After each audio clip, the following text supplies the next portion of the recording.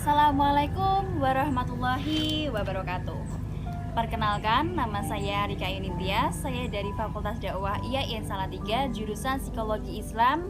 Dan di kesempatan hari ini saya akan menjelaskan mengenai bagaimana pendapat para musafir mengenai tafsir ayat Al-Quran tentang penciptaan manusia.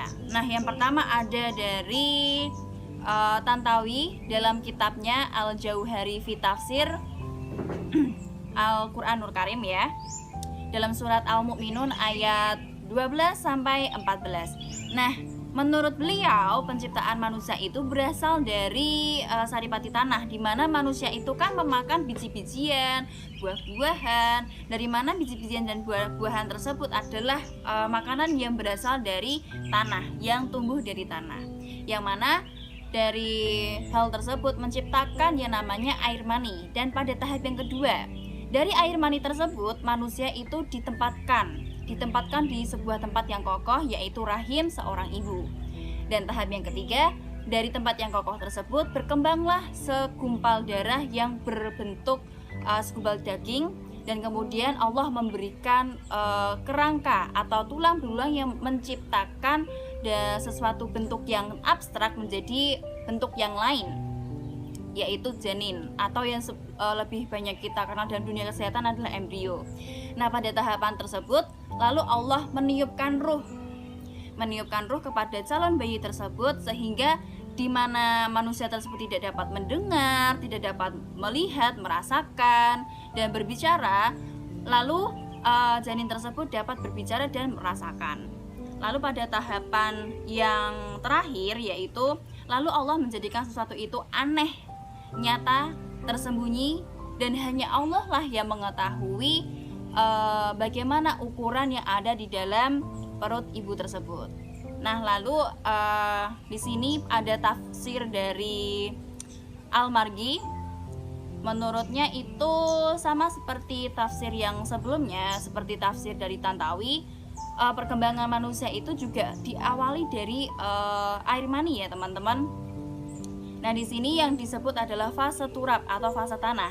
Berdasarkan redaksi Quran surah Al-Hajj ayat 5, bahwa Allah menciptakan manusia semula dari tanah atau turab, yang mana berkata fa inna khalaqakum min turab. Beliau menafsirkan lafaz tersebut dengan mengatakan Allah menciptakan manusia dari air mani dan lahir dari makanan, sedangkan makanan itu berasal dari tumbuh-tumbuhan, dan tumbuh-tumbuhan tersebut dapat berupa buah-buahan dan biji-bijian. Lalu yang kedua ada fase nutfah. Fase nutfah ini merupakan di mana pertemuan sel telur dengan sel sperma yang membentuk embrio atau janin ya. Lalu ada fase alaqah. Fase alaqah adalah bertemunya sel telur dan sperma seperti mana yang saya jelaskan tadi. Dan dalam surat Al-Hajj ayat 5 itu lafaz alaqah yang dalam ilmu kedokteran disebut dengan nidasi atau menetapnya telur yang sudah dibuahi di dalam Al-Quran sering terulang beberapa kali. Salah satunya adalah, bukankah dahulu setetes mani yang ditimpahkan ke dalam rahim, kemudian mani itu menjadikan segumpal darah dan Allah SWT menyempurkannya. Nah, ini tuh sama dengan surat Al-Qiyamah ayat 37 sampai 38. Lalu fase selanjutnya ada fase mudghah. Fase ketiga penciptaan manusia tersebut Al-Marghi dalam ayat tersebut adalah fase alaqah. Secara etimologis Al-Marghi memaknai lafaz ini dengan gumpalan darah yang beku. Fase selanjutnya adalah mudghah. Fase ini menurut Al-Marghi merupakan fase keempat setelah fase alaqah. Mudghah sendiri secara bahasa menurutnya lebih lanjut berarti sepotong atau segumpal darah yang berkembang menjadi segumpal daging.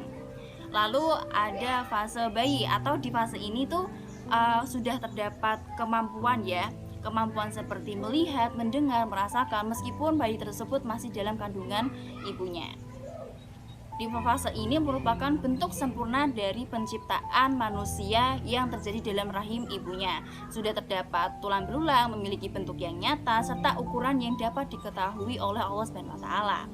Selanjutnya, ketika bayi tersebut lahir, muncullah ke fase dewasa atau yang disebut dengan asyuda. Fase keenam adalah fase di mana menjadi dewasa atau asyuda. Fase ini merupakan kelanjutan fase sebelumnya yaitu bayi, dan dalam prosesnya bayi tersebut akan mengalami perkembangan secara kognitif, perkembangan mental, serta perkembangan fisik lainnya serta psikologisnya. Di mana pada fase ini manusia belajar untuk berinteraksi, belajar, lalu membaca, lalu mencoba mengingat dan mengenali apa yang ada di sekitarnya.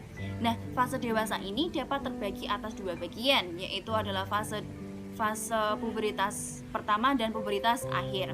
Nah, puberitas akhir ini dapat menentukan kematangan seorang anak untuk dapat dikatakan dewasa. Lalu ada fase yang terakhir yang bisa disebut dengan fase pikun atau masa-masa senja seorang manusia. Fase pikun ini dapat dikatakan sebagai al-arzal al-umur. Pada fase ini, proses penciptaan manusia mengalami penurunan, di mana kemampuan atau tingkat kemampuan manusia mengalami penurunan dari sebelumnya pertumbuhan dan perkembangannya itu pesat untuk dapat mempelajari sesuatu, memahami, mengingat, dan melihat serta merasakan. Nah, pada fase ini biasanya terjadi pada umur sekitar 50 hingga 80 tahun ya teman-teman, di mana imunitas tubuh itu mengalami pengurangan. Jadi orang-orang yang mengalami fase ini akan mudah terserang penyakit, begitu. Nah, sehubungan dengan fase terakhir ini, Al-Marghi menjelaskan dalam tafsirnya sebagai berikut.